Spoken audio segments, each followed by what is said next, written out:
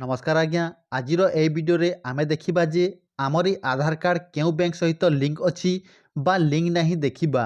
तेबे आजिकाली गवर्नमेंट जिते भी बेनिफिट टंका दिया जाउची बा सब्सिडी टंका आपण को पठा जाउची तेबे एई जो टंका आज सरकार बैंक रे न पठाई आपण को आधार नंबर रे पठाई थाए। एही जो आधार कार्ड नंबर टी अच्छी ताहा जो बैंक सहित लिंक थाए तेबे सबु बेनिफिट टंका सही बैंक अकाउंट को आसी जाई थाए। चाहे सीएम किसान टंका हो बा पीएम किसान टंका बा स्कॉलरशिप टंका हो बा पेंशन टंका हो बा सुभद्रा टंका हो एही सबु बेनिफिट रो टंका आधार नंबर रु ही पठाई थाए। तेबे एही सबु आपण किपरि चेक करिवे जे आपणको बैंक खाता आधार नंबर रे लिंक अछि ना नहीं बा किछि इश्यू अछि ताहा भी ए वीडियो माध्यम रे आपण माननकु जणाइबी। तेबे प्रथमे आपण गूगल रो सर्च रे आपण टाइप करिवे डीबीटी भारत देन टाइप करला परे आपण सर्च को क्लिक करिवे। तापरे प्रथम जो लिंक टी अछि डायरेक्ट बेनिफिट ट्रांसफर ताको आपण एठी क्लिक करिवे।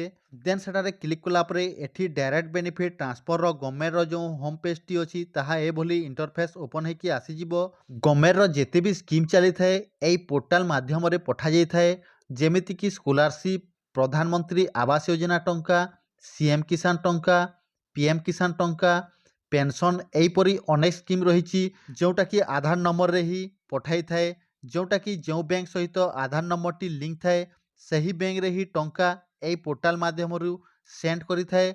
आपन को ऑप्शन भी मिली जाई थाए वेरीफाई करबा को जे बैंक अकाउंट टी लिंक अछि ना एक्टिव अछि ना इनएक्टिव अछि जोटा कि टंका आसीबा पूर्व ही चेक करी रखि थांतु जोटा कि गवर्नमेंट टंका पठाइले टाइम रे टंका मिली थाए।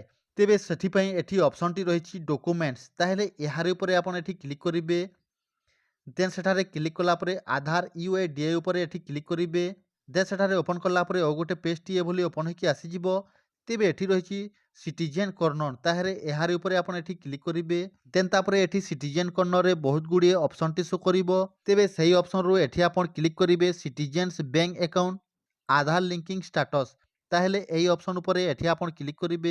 देन सेठारे क्लिक कला परे मय आधार रो पोर्टल रे एभली ओपन होकी आसी जिवे। तेबे एठी लॉगिन ऊपर आपण एठी क्लिक करिवे।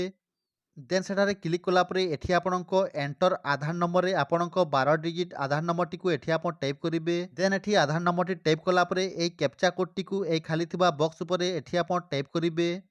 देन कैप्चा कोड टी टाइप कला परे लॉगिन विथ ओटीपी ऊपर एठी आपण क्लिक करिवे।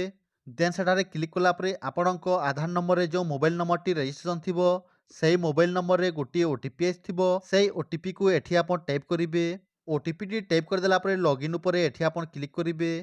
देन तापरे आपण आधार रे लॉगिन हे गेला परे एठी रहिछि बैंक सीडिंग स्टेटस ताहेले एहारी ऊपर एठी आपण क्लिक करिवे।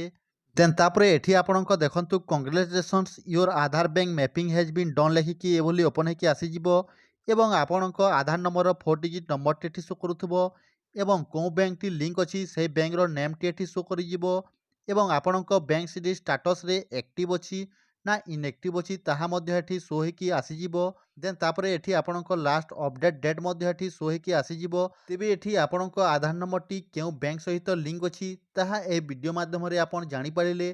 तो वीडियोटी पसंद आसिले वीडियो को लाइक करिवे शेयर करिवे एवं आपण जदि एई चैनल नया करे आछंती ताहेले प्लीज चैनल को सब्सक्राइब करि दियंतु।